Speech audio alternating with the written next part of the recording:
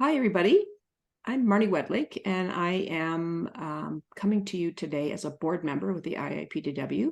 I started out a few years ago as an associate and was so grateful to have this opportunity to continue contributing to the IIPDW as a board member. Outside of that, I'm a person of lived experience. I've lived experience in the psych system and certainly plenty of lived experience with psych drug withdrawal. And I'm also a registered psychotherapist. Geographically, I'm coming to you from Canada, from sort of central Canada, Ontario, not too far from, I guess, Detroit, New York City, that sort of space. So I'm really happy to be here today to be the moderator, I guess, interviewer, second part of the conversation, as it were, for this session on art and transformation in psych drug withdrawal. And I'm super happy today to be having a conversation with Karin Jervert. And Karin is the arts editor at Mad in America. She's an activist. She's a poet. She is a graphic narrative artist. She's a wandering minstrel, and she's a really awesome person. So I'm super happy. So welcome, Karin. Thank you so much, Marnie. I am so excited, honestly, to be talking today about art and how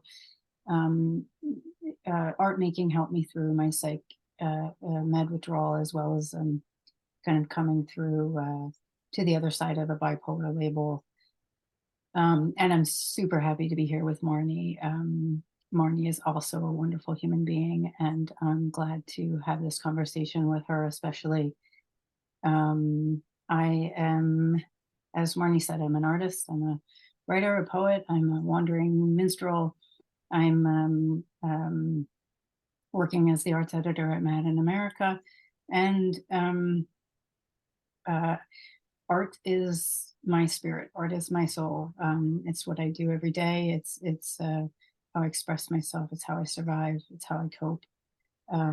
So it's something I'm really excited to bring forward today, to offer you all something out of what I went through in my withdrawal and in the psychiatric abuse that I experienced, how this part of who I am helped me through. So I'm extremely excited to be here. Awesome. Great. Okay, let's get started. And folks, so you know, we've decided we're going to approach this very conversationally. It's going to be really casual. Karin is going to share several images with us and talk us through those and help us to have a sense of where she was at when she created these images and what they mean. And we hope you enjoy this, and we hope you enjoy the fact that we're just sitting here having a cup of tea, having a conversation, and talking about art. Yes. Karin, where do you want to start? Tea and art. That's Tea and art. Yeah. So I'm gonna share my screen, and I'm going to see. Let me know if you see what I see. This is the first piece. Mm-hmm. Let me just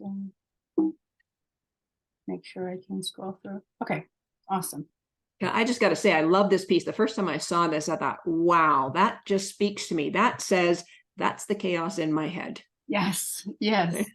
So this was done in 2004, which was directly after my, I believe it was my third involuntary hospitalization.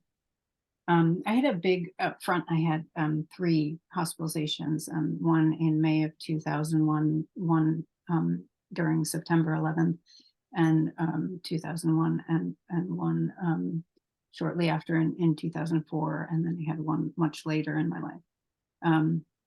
But I was heavy front loaded with all the involuntary hospitalizations when I was in my early 20s, 20, 21, and up into 24. So this was done actually just after my third hospitalization. And it is, like Marnie said, this representation of the chaos that was going on in my mind. It was the trauma that I had experienced prior, through regular living of life, as well as through psychiatric abuse. the confusion of this trying to find a narrative thread of my life. I look at this and I think, man, the the thread was lost, and I often say that, like, somehow it was the thread of my life was severed when I was first hospitalized. And I make that distinction because it wasn't the thread of my life was broken when I had an experience with altered states and voices and visions, because that in itself could have ended very differently if the world was different, right? It could have been a learning experience. It could have been an expansion. It could have been this integration. But instead, I was involuntarily hospitalized and abused in a psychiatric hospital. So that was when this narrative thread of my life was truly broken. So this is a bird in a cage, if you can make that part out, which also is very representative of what it feels like to be silenced in your experience of an altered state. Art is something that it creates when you're encouraged to express yourself. I think as a young person, I was, because of my mother, who's an artist. It creates a warriorship around expression. So there was really this sense of putting it on the page, right, as this act of against silence. And that's been a narrative throughout my entire life, that this warriorship against silence, right? That's what art is for me. And when you put something on the page, you're diluting the power of it, or the fangs of it, the way it can affect you inside yourself. So we'll talk about this more later too. Is there's really this sense of against silence, being an action against eradication, against this cycle of suffering that gets molded inside you, that psychiatry often encourages through its developing of this narrative of fear around what's happening inside you. You should be afraid of what is happening inside you, and we're afraid of it. So what happens then, right? It gets stuck in here. And what do you do with that, right? As an artist, I do this. Right. So yeah, there's a lot in here. I mean, if you but to me, I guess the biggest part of this piece is really that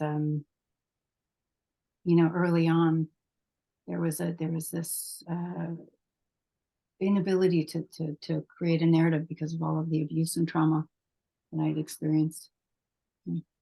Karin, when you look at this now, can you go back, or are you able to go back and sort of get in touch with what you were feeling when you were creating this piece? Yeah. Well, honestly, it's funny. I remember starting, if anybody can see, let me see if I can actually, I don't think I can zoom here. I have it in the wrong setting, but if anybody can see the section in there that's just below to the left of the bird's beak, and it's got a bed, it's got a small bed. I wish I could zoom. I will figure out how to zoom. Anyway, there was a specific part of this that I remember starting at, and it was it was almost like a map drawing of my dormitory room at Bard College, where I had my first experience with altered states. And it has a little ear on the bed, because that was when I started listening in this alternative way of listening, right? There's something we don't talk about a lot, is that people who experience voices are just like listening differently, right? They're and this sense of listening being just a diverse way that human beings experience the world. But anyway, so I don't know about like the feeling here was also around being forced medicated. You can see the bird has a pill that's breaking inside of her throat, and it's turning into tears. And the words and one of the bars says, "Tell him everything." And as a woman, I guess it was this was something, facing a male psychiatrist, an older man who is sort of a stand-in for your father, right? In a psycho dynamic, right? Telling you to tell me everything, this was a breach of my trust. This was like, but also this frightening threat, right? People don't understand so much of the threat base of an interaction with a psychiatrist that can be very not subtle and can be very subtle too. I think these are excellent points, and I want to come back to what you talked about is that, and I really relate to this, is that we are taught when we have these experiences of states of distress and altered states, is that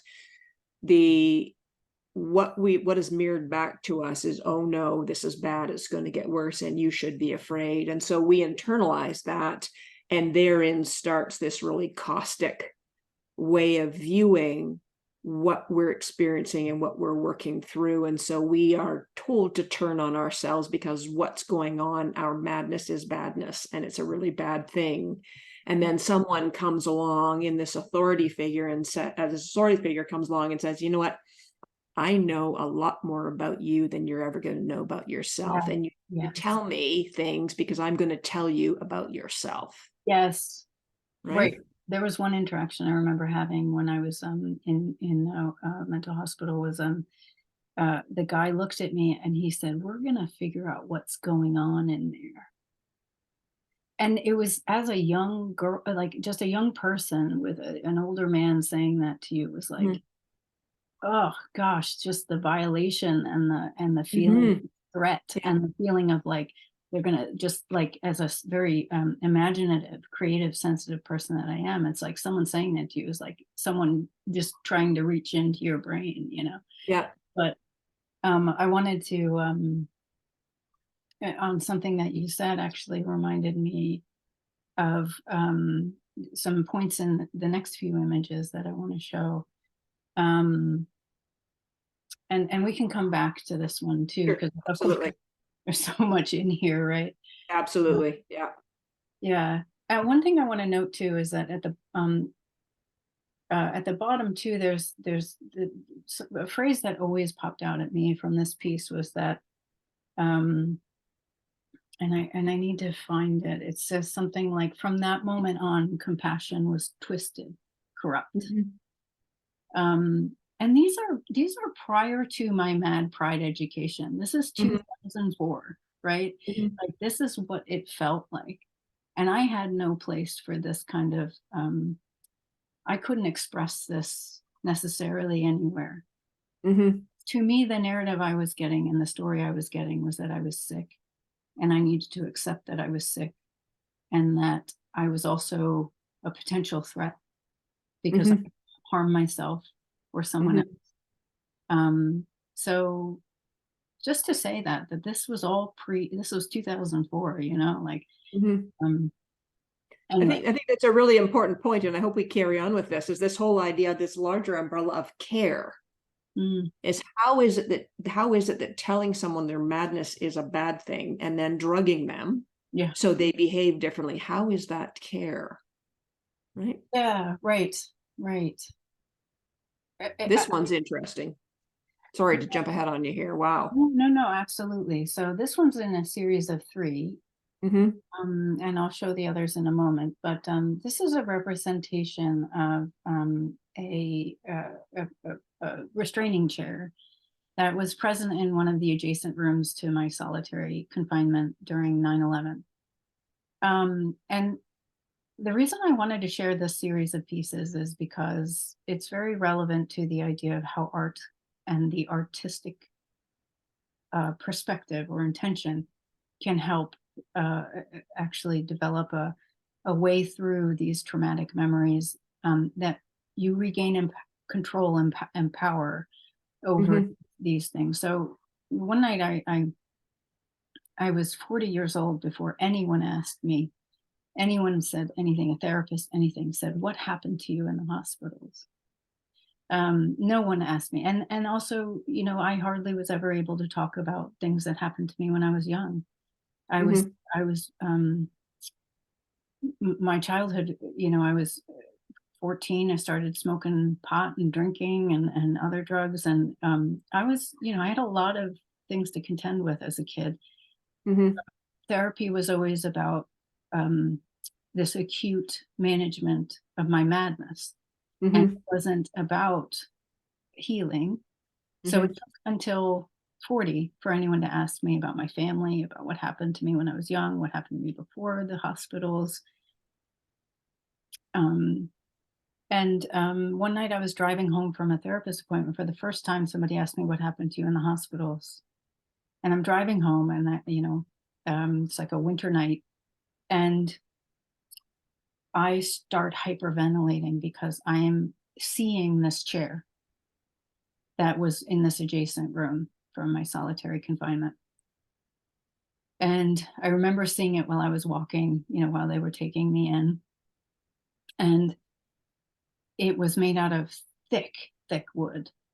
And it just, like, I knew what it was meant for. And it was meant to make a person heal, you know, like heal as in the word you would say to a dog, you know, heal. And it was the most horrific thing to see. And in my mind that night, it was alive. It was wild. It was like an electrified memory of this chair. And I realized that this chair represented everything that psychiatry had done to me over 20 years, you know? But something clicked, because I had been coming off of Latuda at the time. And I had suddenly realized that the Latuda was part of the problem, not part of the solution. And as I realized that, I also had access to, wait a minute, I have a tiny bit of control here. What can I do to this chair as an artist in my imagination? Right. And in that moment, I regained my power. Right. Over psychiatry, over this memory. And what I did was, in my mind, the straps started flapping wildly, and I actually used them to restrain the chair itself. So if you hear the restraining straps are actually around the chair. So, and then what I did was I broke it open. And when I got home, you know, of course, I'm drawing this over the next couple of days, right? And then what I did was I had these animals, and I was starting to really reconnect with nature just a tiny bit. This bird was like that freedom of just being able to fly out from this and just like escape. It was my escape hatch, right? And then the wolf came second, which was finding community, like howling out for like my companions, you know, people who had experienced this as well. Right. And then the last one was the monkey, who was like, to be smart about this. Right. To like, the monkey, even though he's kind of on the earth, he can climb over anything. He knows how to do stuff. He's like a little smart guy. Right. So this series of drawings actually really kind of brings together this very initial reclaiming of my power. Right. Yeah. It's amazing. You know, when I first saw these three drawings, the chair, to me, I thought it looked like an execution chair. It does. Yeah. And I think, And isn't that an apt metaphor, right? Is that psychiatry tries to kill off who we are and replace us with someone that is thought to be more acceptable. And that's what the drugs are supposed to do, is make us be socially acceptable. yeah, I think to a certain extent, that is absolutely true. And the chair did absolutely resemble an electrocution chair, and there is absolutely this sense of being eradicated as a person. Right. There was so much about what you just said that just rings true, because as I'm coming through this process too, I'm rediscovering who I am. As the drugs, as I'm withdrawing from the drugs, but I'm also withdrawing from the state of mind, being psychiatrized, right? You know, this idea that I should be eradicated, that I don't belong here, that my true self and who I am as a mad person is not acceptable and needs to be curbed and eradicated and just put down, you know, or suppressed. I'm rediscovering my creativity in this small way with these artworks, and I'm rediscovering myself as and that part of that is the reduction of the medications. Slow, I went very slow. It was very informed by peer research and information, but this brings me actually to the next one, um, because this was what I drew when I was the medications were coming out of my system, and I was starting to see myself again. These experiences that I was a visions and voices girl, you know, and that was okay, and that I could survive that way, that I could be that kind of person, and I could um, create something valuable in the world. And this box here, you can see, is almost like a stamp that's trying to force the shape of the person's head. And that's being lifted, Right. as the medications are being lifted off of me. Right. So as a literal weight, like the not only the medications, but the narrative of psychiatry is being lifted from me, that I don't need to be this. I can be who I am. So that's what this piece was sort of saying. Quite extraordinary, the symbolism and the, I see a common theme is one of emancipation. Yeah, absolutely. Self-emancipation, though, right, is having to emancipate ourselves. Yeah, right. Right. In Yeah, a system of care that wants to eradicate us, wants to erase our essence by, the tool that erases our essence is the psych drug. And then that process of coming off the psych drug is that process of self-emancipation. yeah, I mean, I have to add, you know, to my to this is that um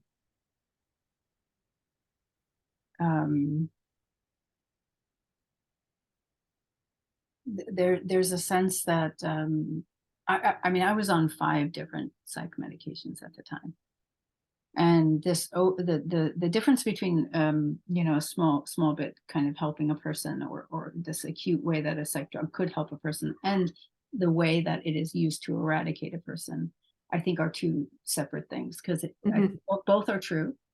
But the the you have somebody on 5 different psych meds, that is to put them down, you know what I mean, in a way, like and suppress, like you're saying, their essence.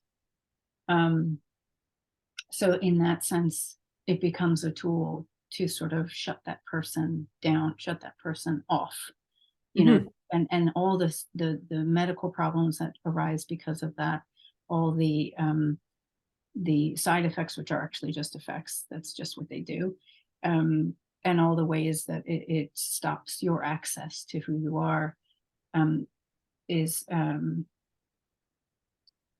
it's something that liberation that we find is it's a rebellion. It's like from the deepest last spark that you have, Mm-hmm. like you're like, no, and whatever tool you find to find that path to liberation again, which is this picture represents too, is like mine was art making. It was the expression of that process.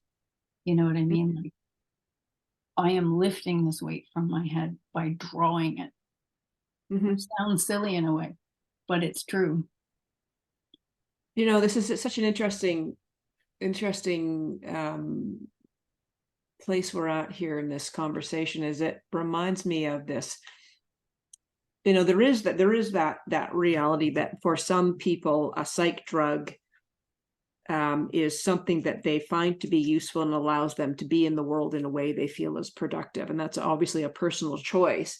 And then you get into the realm of folks like you and folks like me, where we're so drugged. There's the zombie apocalypse is here and we're it, right? There's nothing left of us, right? And Right. I've long said that the number one side effect of psych drugs is apathy. Yes. Yeah. And And and as you're talking, and I'm weaving my own self into what you're saying, because my own narrative is so similar in so many ways, is that when you're so drugged, I mean, you've gone beyond the realm of care, you've gone beyond the realm of therapeutic aid, you've gone beyond the realm of any, you're now in the realm of you're zombified on all these drugs, for you 5 drugs, and so yourself is gone, and now you're withdrawing from the drugs. Yeah. And you're coming alive again. Yes. Yeah. Right. Yeah. And it's funny how the way that you're moving forward in these pieces is just beautiful, because this brings me to this piece too. Mm-hmm. Is psychiatry, for me, my experience of psychiatry was years and years of hammering in the narrative that I needed to be afraid of suffering, of darkness, of the things that made me human, my differences, my diversities. The stories that were lost about how people used to engage with the world, um, you know, around dreaming, or these other ways of listening, these other ways of seeing, that were accepted in more ancient cultures around the world, right? This was lost for this is a whole nother conversation, but purposefully, really suppressed. And this like contributed to the oppression of mad people over time. But this narrative of fear, of the dark things, of the parts of, and they're dark, not saying in a stigmatizing sense, like these things that a psychiatrist, would tell you to ignore, would tell you to suppress, would use a drug, a tool to actually suppress, started to pop up when, so these 5 drugs I was on, I slowly, one by one, was getting off of them. And I had this dream. And in this dream, someone said to me, dark spirits create fertile soil.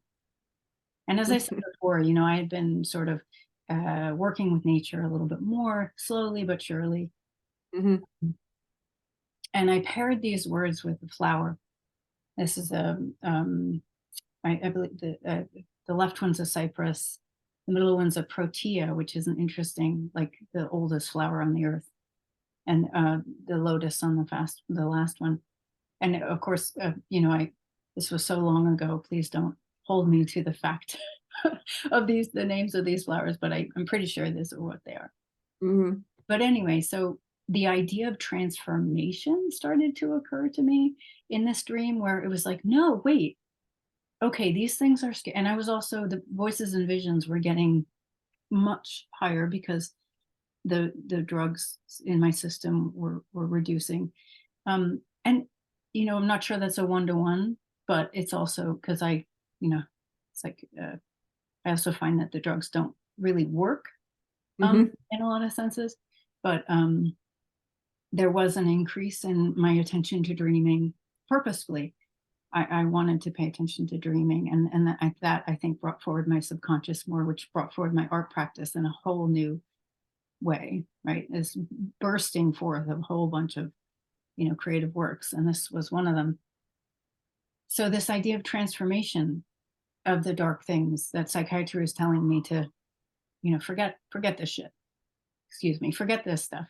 Uh, some in a dream, this remembering of, no, wait, dark spirits create fertile soil. Dark things create fertile soil. This is actually an opportunity.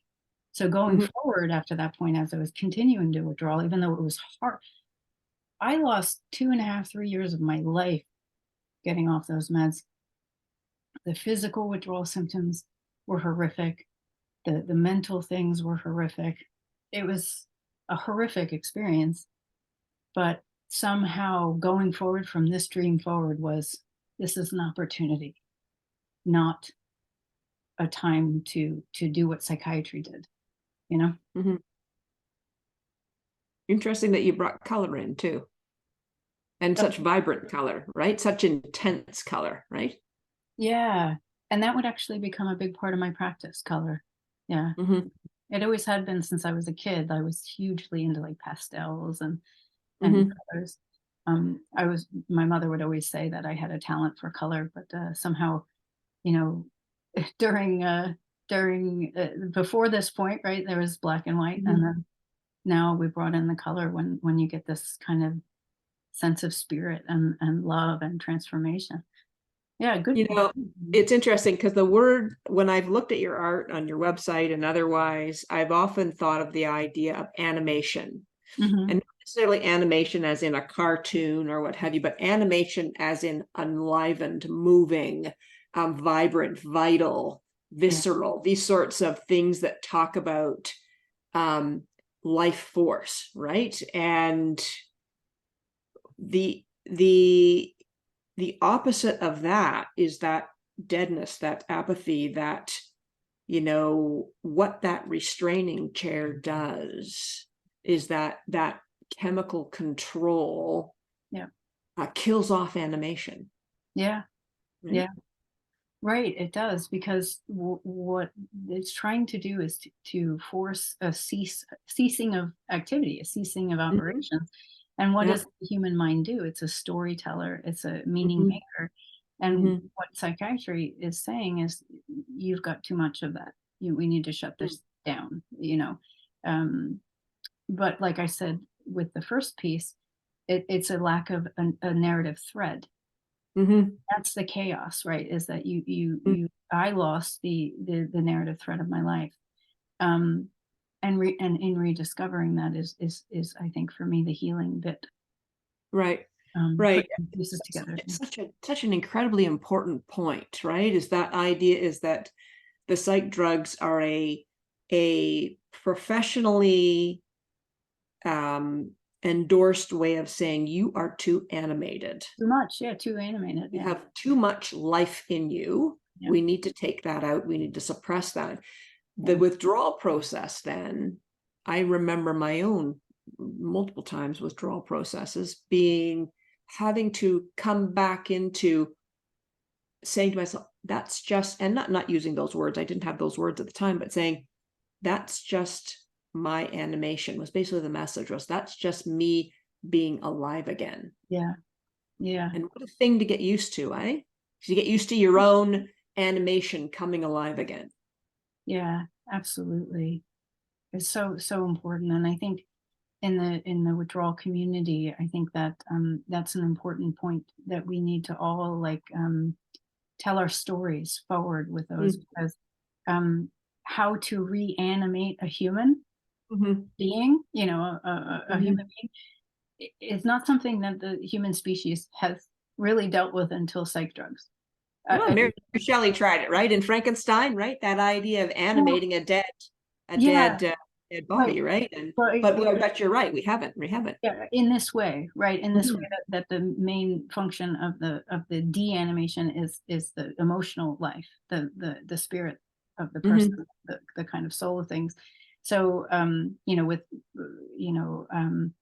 So I think it's an important thing that this needs to be fleshed out, for people Mhm. telling their story, like you just told yours. It's like, Yeah. how do you reintroduce a person to themselves, to their emotional life? Um, What a complex thing, eh? And you switched your drawing, but I just want to pick up on one last bit here. Is this idea of when we're going through the withdrawal and we are reanimating, we are coming back into ourselves.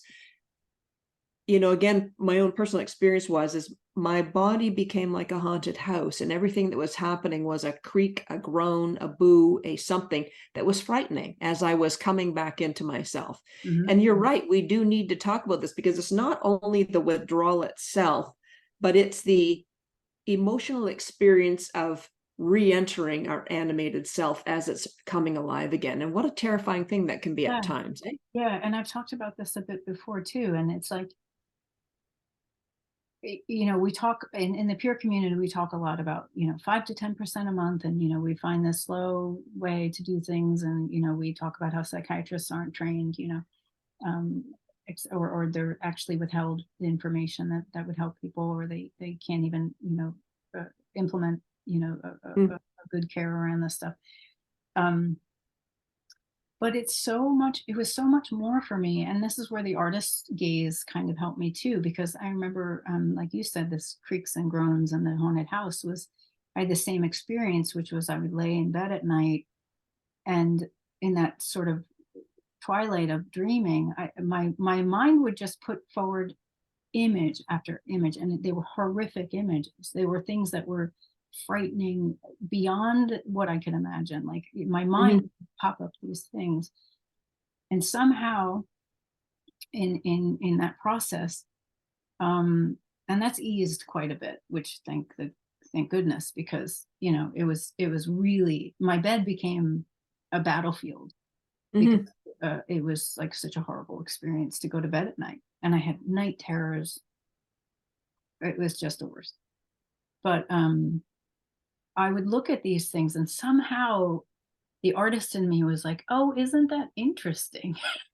Mhm. Look at that horrific thing. What can I do?" And going back to the chair again, like, what can I do with this? And it also, the idea of compassion started coming forward, which this piece actually shows a lot too. Is that at a certain point I was separating out my trauma body, this Mhm. this part of me that had this horrific, chaotic, horrible, abuse, levied onto it, and that there was a me who could look at it. There was a witnesser that had its own independent part, its own independent being, that could look Mhm. and look with compassion on this violent, scary, horrific, um, part of the world, and part of me who experienced it, and is just rageful. We've talked about rage before. It's Mhm. rageful. It's So finally, in this piece, this shows, I think, this separation and creation of the witness, um, to the trauma. And Mhm. this one is called Trauma Body. Safe with Mhm. me. It's called, the second part is Safe with Me at Last. Mhm. So yeah. Powerful. So powerful. Yeah.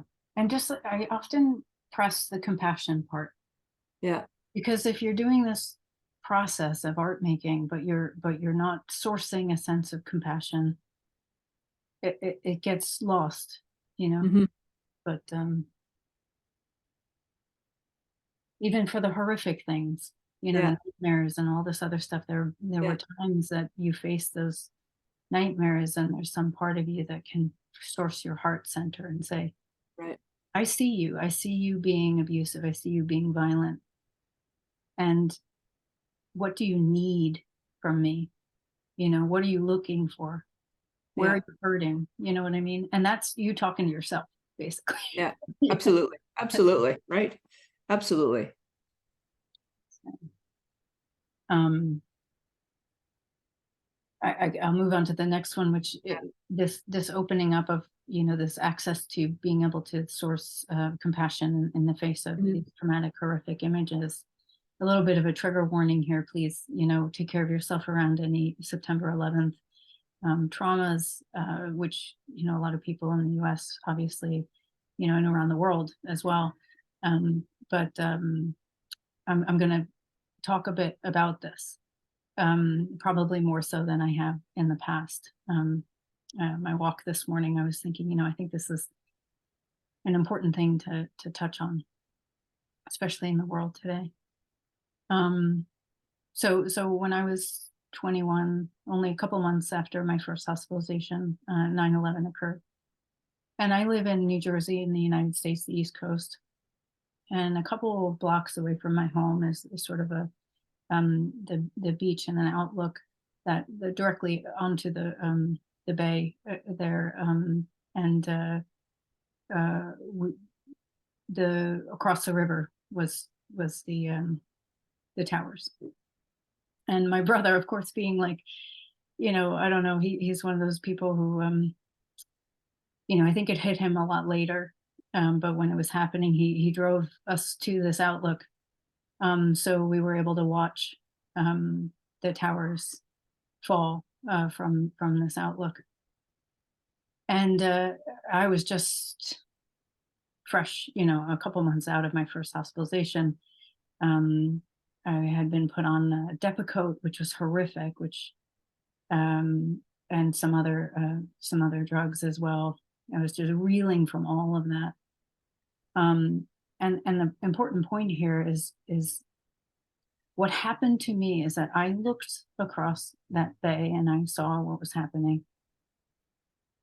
And the pain and the fracture of my mind and my soul in that moment, the way what happened in the next couple of days is that I ended up in solitary confinement. I was not violent. There was nothing about me that was anything more than catatonic at the time. Yet the people who cared for me, and I have long forgiven my mother and father for all of this, but it included my mother and my father, who thought that the thing to do to care for me was to involuntarily commit me and put me in, and it wasn't their decision to do this, but the hospital itself to put me in a cell that had a mattress and a small window, which I'll actually keep an eye on the window because this is a bit where freedom came from later in my art making practice. But so this separating out into a witness on my trauma created this opening in order to see what had happened to me in this moment, where a national tragedy such as 9/11, that I was not part of the coming together in the US after that. What I was part of was being put in a cell, and being treated a lot like an animal, just, and the things I saw in that cell too, like, or mostly heard, because there were several, it was a pentagon of things, of rooms, and there were other people in the other rooms. And, the pressure of feeling, there was a part of me that felt like I was being punished. And on top of that, why was I being punished for such a reaction to like such a horrific thing? And that's the question, right? That we have to ask is like, why was I punished? Why are you told that your response is so wrong? And how is it that in this day, in this age, that it could be considered not only acceptable but useful to lock someone who is distressed in a room by themselves with a mattress? How is it that could be determined to be not only acceptable but useful? it seems like it's like a shortcut. That a part of me often thinks about, well, man, 9/11 was chaos, right? Nobody knew what to do with that moment. But it's not like this is an isolated incident for 9/11. I mean, people, this has been happening for years before and years after, where somebody experiences a horrific traumatic event and is put in solitary confinement. Um, but the system itself has these shortcuts of, and I literally think it was that I took off my seatbelt in the ambulance, and that was what made them think I was potentially violent, and they put me in solitary for that. But the system is built, in this, um, it, this shortcut of care is to just kind of get this person out of my off of my paperwork pile. Let's just put this here for a sec, you know and I know that with a population like we have on the planet right now, it's like humongous. Like, how do you scale compassion is a good question. um but we have not done a good job. Let's just say that. Yeah. I mean, when I did the having had so many experiences myself for in my times in the system, in the psych hospital so many years ago, and having been working in this field for so long, and then to be here in this space right now having this conversation and hearing you describe this, I'm thinking, how is it that this happens? How is it that this is an acceptable response to distress? Yeah. How is it that in a system that has access to so much understanding about the very subjective nature of the human condition and what it means to be in distress, how is it that that shortcut, as you call it, could be something that happens over and over and over again, where you have someone who's deeply distressed and then boom, that's it, they're just cut right off, Yeah. as a way of responding to that distress? How is it that there is that crashing disconnect is not seen as an abhorrent, horrendous response to distress? Yeah. I don't know. I don't think anybody has the answer to that. But Mhm. I think partially the frustrating part for me too is that someone can look at me in the eye when I say I'm a psychiatric survivor and not get it. Mhm. Like how can you not see that would cause somebody a lifetime of horrific trauma response, and isolation and anger and rage and grief and pain and suffering. This moment in my life, I don't know if I'm using this term right, watershed moment. Is that right? It's just like the time turned on its head in this moment. And Absolutely. for me, it was it's something I still struggle with. But and people don't realize that, like, how could you not see that this happens all the time, all around the world, to so many people, and this is what we call care. It's an interesting thing, isn't it? I mean, we have these experiences, these experiences in these systems of care, these experiences of being drugged, these experiences of withdrawing from these drugs, and then being now in the here and the now of being having that stuff, by and large being historical in our lives, but it's still very present. It doesn't go away. The impact of it never goes away. Yeah, well, actually, that brings me, I think, yep, to the next piece. So, uh, I this the presence of this so many years later, this trauma, it took something from me, that was so important to me, well, let's just say it's taken many, many, many, many, many things from me over time. Mhm. It's this one moment where I realized, like, I can't let this take anything else from me. You know what I mean? And I needed to transform it. And what did I go to? My art practice, right? Mhm. So I want to talk a little bit about transformation of these Mhm. things. they do, like Marnie said, they don't go away. You know, they're always with you. But I think there is this way we can kind of work through and move the energy in our body in a way to kind of work towards a more healthy healing witness of what happened. So this moment happened. I won't go into it. And this piece came out where it was like this isolation of solitary was something that lived in me, that I didn't think that I deserved to be a part of the world. So in this moment, I'm falling back into solitary confinement because there was this opportunity for community and camaraderie that I couldn't participate in because I deserve to be in a mattress on a cold cell floor. You know, that's where Karin goes. You know, I don't get to be in the community. I don't get to be part of this grand thing that I wanted to be part of. But if you see the window, there was a tree, and I could see the roots of the tree from the window. That was the only kind of thing, plus like a tiny bit of the sky that I remember from solitary confinement. And the roots are starting to come out, right? So this, I want to show you this series of artworks and show you how it shows a process of like alchemic almost transformation.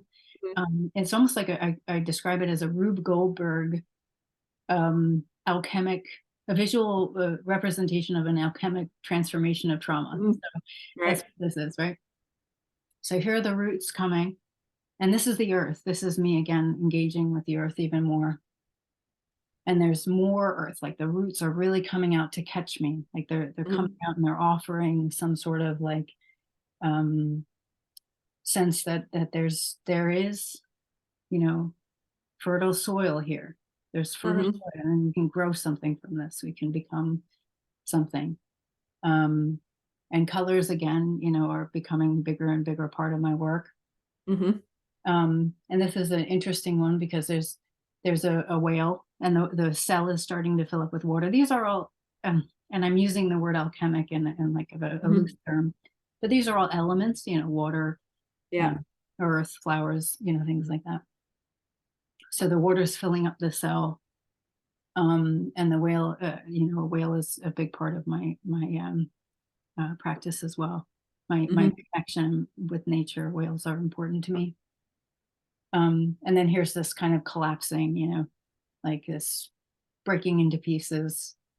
And then the cell itself is just like completely filled with water. And there's fires, there's little fires starting in the roots. And then this one, right, where it's like this complete burning away of the whole thing, and the escape of whatever soul that's left, the bird, the blackbird. And then finally, the washing away. This is, you guys will recognize this wave. This is that Japanese artist, I believe. But you can see the cell squares in the beginning of it. So this is that when that water breaks free and puts out the fire and just washes everything away. So yeah, so I thought this was, you know, good to share as how I use my art practice to kind of work through these really hard traumatic feelings. This particularly was around isolation and feeling as if I deserved to be in that cell in my soul, you know. So powerful, so extraordinarily powerful. And you know, it's powerful to look at it here as an outsider after, in some cases, long after you've created these images. I'm so interested in how this must have been for you as someone who was going through really multiple experiences at the same time in some instances, and, you know, is having to be present with your own madness, having to push against narratives that were being pushed onto you about that madness, having to go through the drug withdrawal and what that meant for you physically, what it meant for you emotionally, what it meant for your identity. I mean, all these things, I see all of this in these images. Yeah. And I think what you're mentioning too is still happening for me, and I think it will happen for the rest of my life. Um, as far as understanding my identity as a mad person, Mhm. um, and as far as fighting that narrative of being wrong, of being broken, of being diseased. Mhm. This is like a God. Some days it just hammers you and hammers you and hammers you, and you know I don't think that it's courage or strength or anything that gets you through that, because everybody has their version of it, of the what the world's trying to tell them about them, that is hurtful, and that they're less than, they're not enough, they're broken. You know, I mean, it's really a pervasive situation for people in the world. But for mad people specifically, and people who identify as mad, recently I was thinking there was a time where I was sort of unconsciously, really trying to get rid of the experience, even though I was trying to meet it with compassion and all this. Like, Mhm. and when I say unconsciously, it was kind of like if I spoke about it, I would never admit that I was trying to get rid of my madness. But Mhm.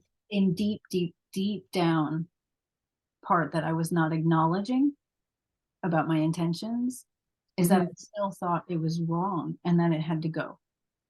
That I was now being the psychiatric, helper or warrior, and being like, well, that's great, but I can heal myself from this madness. Mhm. But then what happened was, and this is such a beautiful grace, I think that happens for people, is you're just like, or hopefully happens for people, is no, I'm mad. I'm a mad artist. I'm a mad poet, and I'm a mad person. And Mhm. this is who I actually am, minus the damage from the psych drugs, right? Which I sometimes feel is like, 20 to 30% of my madness is actually the treatment and the psychiatric drugs that messed me up further. Um, but this part of me that sees differently, this part of me that experiences and hears things and is tuned to the world differently, I think there's a beautiful moment, but it's hard to come by, right? Because the world's always telling you something different. That no, this is me. This is who I am. It's a Mhm. hard thing to fight for, right? Marnie, you and I have also talked about just this sense of exhaustion around the fight, for our Mhm. own empowerment and our own mad pride and our own Mhm. ability to be in our own bodies and our own minds and our own consciousness without this sense of feeling like we deserve the isolation we've received. We Yeah. deserve, so There's so much in here, and I'm conscious of our time, but I want to jump on this just one last bit here. Is that the whole idea of the psych drug withdrawal? We often pay a lot of attention to things like the physical symptoms we're going through. How fast, how slow do you taper? What does it feel like? Return of feelings, all this kind of things. But this idea of um, going through the psych withdrawal, drug withdrawal, and then landing back into who we are, this idea of this is me, as you're saying, this is who I am, and having to um fight against the societally constructed narrative that says who you are as a mad person isn't acceptable within our society, but having to be courageous enough to be that person. So when I think about using art as a way of speaking to madness, to psycho drug withdrawal, to then post all of that to being here, I think of that idea of what you've just said. This is who I am. This is who I am. yeah, Right. And how do we, so for lots of people, the experience of psych drug withdrawal, there's this idea of protracted withdrawal. It goes on. And then when we talk about protracted withdrawal, we often talk about things like the physical sensations that go on and on and on and on. but there's also this idea of forever having to bring ourselves back, saying, this is who I am, and cajoling ourselves into saying, and that's fine. There's nothing wrong with that. Right. And like the idea that I'm willing to stand in that wisdom that I bring Mm-hmm. and what I bring to the world, and the expression and the courage in that expression. So that bringing back to the art making is like, yeah, you stand in the core of yourself. And if that core of yourself, you identify as a mad person, there's this deep loving of who you are that Right. leads to this ability to put yourself into the world. And it's a hard thing, but it's a beautiful, and mad pride is just a beautiful, full of so much grace and love, and also this recovering of things that we've lost. I talk about that sometimes too, and this way of being human that we've there's certain narratives in the world have actively tried to eradicate. Yeah. That's another conversation, right? It's another conversation. You know what? And it is in some ways, we can say for many people, it's a permanent part of our withdrawal process, is bringing ourselves back to, this is who I am, right? Yeah. Karin, this has been amazing. Thank you so much for this. And if people wanted to reach out to you, do you have any thoughts on that? Sure. Yeah. So I think the best way would be to visit my Instagram at Karin.Jervert.